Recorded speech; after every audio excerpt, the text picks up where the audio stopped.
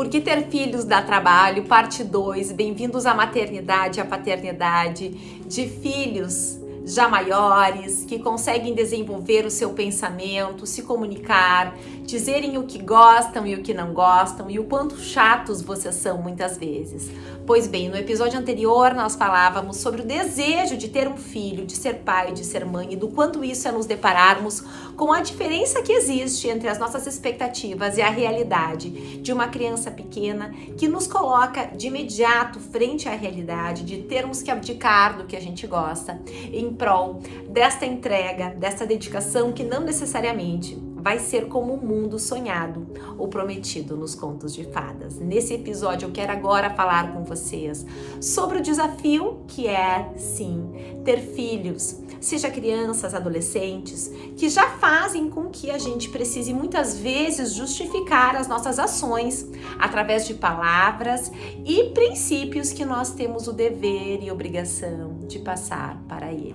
Pois bem, ter um filho é nos darmos em conta de que precisamos dispor do nosso pensar em prol de refletirmos tudo aquilo que fizemos na frente deles ou aquilo que falamos, porque os filhos aprendem sim, mais pelo exemplo do que pelas palavras que nós tentamos dizer para eles ao longo da sua vida, do seu crescimento. Então, nos dias de hoje, muitas vezes me perguntam, Luciana, por que antigamente os pais tinham 10 filhos e não precisavam de ajuda psicológica e hoje a gente tem 1 ou 2 e está aqui contigo, precisando de uma orientação familiar? Pois bem, a sociedade em que nós todos crescemos, ela era muito menos impactante e perigosa com relação ao desenvolvimento emocional do que são os dias atuais em que a gente vive, onde principalmente a inserção da vida tecnológica, o uso das telas, né, e a banalização, não é nem mesmo a naturalização desse uso, mas a banalização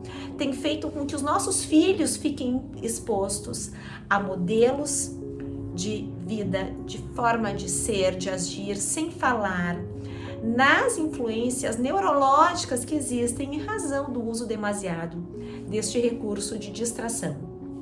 Primeiro ponto, quando nós falamos que os filhos, na verdade, aprendem com o que eles veem e não com aquilo que nós falamos, nós precisamos usar em conta da importância do nosso posicionamento emocionalmente falando, daquilo que nós priorizamos perante os nossos filhos e que farão com que eles, por espelhamento, reproduzam esse comportamento. Então, quando a gente tem um filho, a gente precisa se dar em conta que aquilo que a gente faz, aquilo que a gente prioriza, a forma com que a gente reage, por exemplo, um carro passou na nossa frente e a gente tem uma explosão de raiva porque ele cortou a frente do nosso carro.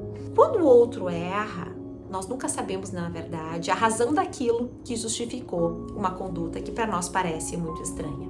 Quando a gente xinga, a gente grita, a gente explode, a gente diz que horror, que estragou meu dia. Bem, o que a gente está mostrando para os nossos filhos? Que o mundo lá fora tem um poder acerca da nossa vida. Uma das maiores dificuldades nos dias de hoje são as pessoas encontrarem o seu propósito, a sua paz interior, que possibilite que eles desenvolvam um viver mais pleno e consciente. Para que isso aconteça, a gente tem que ter dentro de nós, agora eu vou falar com a parte adulta e madura de vocês, uma consciência acerca daquilo que realmente nos faz bem e nos faz feliz. Os nossos filhos estão nos assistindo o tempo inteiro. Quando a gente senta na mesa, então, e a gente pega um telefone para ouvir as mensagens enquanto almoça ou para conferir uma última notícia, não tem como a gente dizer para eles que telas não são usadas durante as refeições. Quando o seu filho, algo não dá errado, um amigo faz algo que ele não goste, e ele começa a xingar, esbravejar, enfim, dizendo que a vida dele realmente é muito ruim e que nada dá certo, não tem como a gente esperar que ele faça diferente, que ele reaja de uma forma diferente, se no momento em que nós estamos no trânsito e algo diferente acontece daquilo que a gente esperaria, se a nossa reação ela é absurda e extrema. Então, todas as nossas ações, todos os nossos atos, eles são sim um espelho com relação ao modo dos nossos filhos viverem a sua vida. Filhos precisam cada vez mais da nossa presença.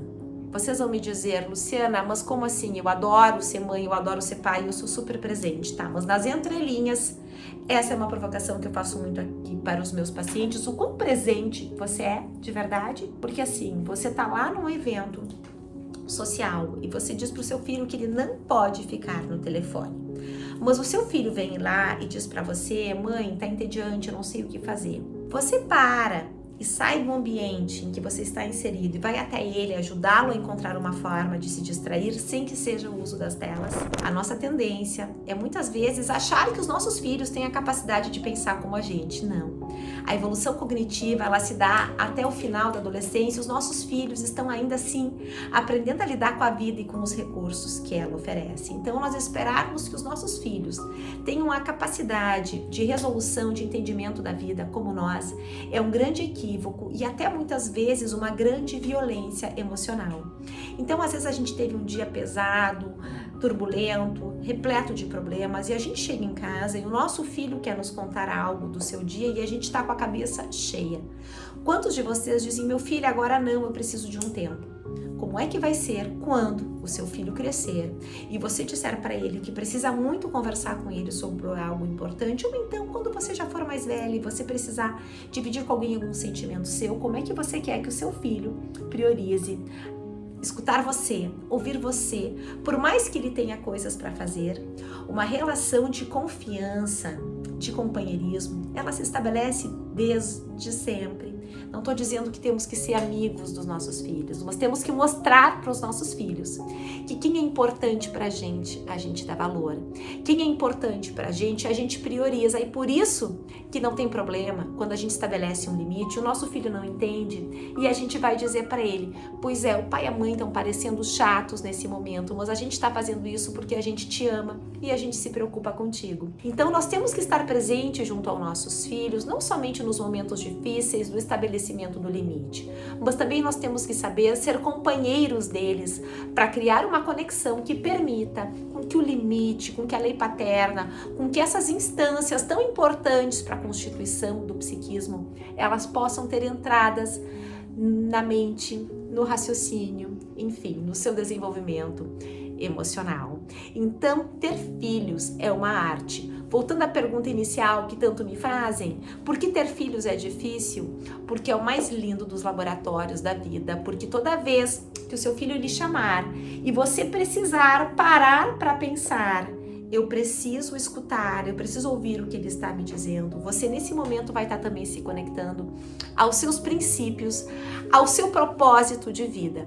Porque, como eu falava no primeiro episódio, o desejo de ter um filho é diferente do desejo de ser pai e de ser mãe. Não existe vida perfeita. A paternidade, a maternidade, ela não vem para tornar a sua vida mais completa, como muitos dizem. A minha vida só vai se completar quando eu tiver um filho.